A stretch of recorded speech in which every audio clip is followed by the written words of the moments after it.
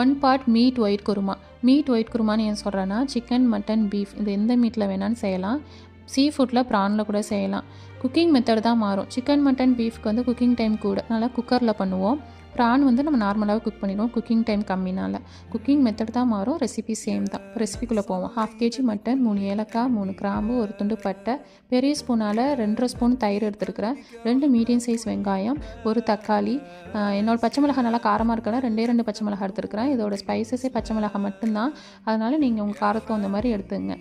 ஒரு கைப்பிடி மல்லிக்கீரை, ஒரு கைப்பிடி புதினா. ரம்பலை இருந்துச்சுன்னா ரம்பலை ஆட் பண்ணிங்க. என்கிட்ட ரம்பலை இல்லை, ரம்பலை தான் மெயினாக ஆட் பண்ணுவாங்க. நான் எடுத்துக்கிற மீட்டுக்கு வந்து நான் 1.5 ஸ்பூன் ஜிஞ்சர் கார்லிக் பேஸ்ட்டை ஆட் பண்ணியிருக்கிறேன், பெரிய ஸ்பூனால். நீங்கள் உங்களோட மீட்டுக்கு தகுந்த மாதிரி நீங்கள் எவ்வளோ குவான்டிட்டி எடுத்துருக்கீங்களோ அதுக்கு தகுந்த மாதிரி ஆட் பண்ணிங்க. நான் ஒரு கைப்பிடி தேங்காய், 4 முந்திரி வச்சு அரைச்சி தேங்காய் பேஸ்ட் நல்லா ஃபைன் பேஸ்ட்டாக அரைச்சி எடுத்து வச்சுருக்கிறேன். அதுவுமே உங்களோட குவான்டிட்டிக்கு தகுந்த மாதிரி இன்க்ரீஸ் பண்ணிங்க. தேவையான அளவுக்கு உப்பு கம்மியாக சேர்த்தா போதும், ரொம்ப ஜாஸ்தியாக சேர்க்க வேணாம். குக் பண்ண பிறகு நம்ம செக் பண்ணி பார்த்துக்கலாம். ஆயில் வந்து ஒரு 2 ஸ்பூன் அளவுக்கு எனக்கு தேவைப்பட்டுச்சு. ஆயிலுமே வந்து அவ்வளோ தேவைப்பட்டால் போதும். இது 1 பார்ட் ரெசிபினால் எல்லா இன்க்ரீடியன்ஸும் ஒன்றா போட்டு மசாலா ஐட்டம் வந்து நான் 2 ஸ்பூன் ஜீரகத்தூள், 1 ஸ்பூன் மிளகுத்தூள். நீங்கள் உங்களோட குவான்டிட்டி தகுந்த மாதிரி அதிகப்படுத்துறதும் கம்மிப்படுத்துறதும் பார்த்துங்க. 2 ஐட்டம் தான் மசாலா ஐட்டமே.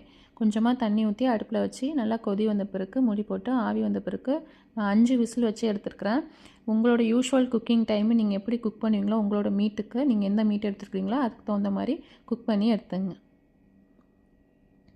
கம்ப்ளீட்டாக ஸ்டீம் ரிலீஸ் ஆன பிறகு ஓப்பன் பண்ணி பார்த்துட்டு உப்பு நல்லா குக் ஆகிருக்கான்னு செக் பண்ணி பார்த்துட்டு மூடி போட்டு ஒரு 5 நிமிஷம் டு 10 நிமிஷம் வச்சுருங்க. அது மீடியமான சூடுக்கு வரணும். இந்த கொதித்தன்மை அடங்கி மீடியமான சூடுக்கு வந்த பிறகு ஒரு முக்கியமான இன்க்ரீடியன்ஸ் ஆட் பண்ணணும். அதை ஆட் பண்ணாட்டி இந்த ஒயிட் குருமாவே ஃபுல்ஃபில் ஆகாது.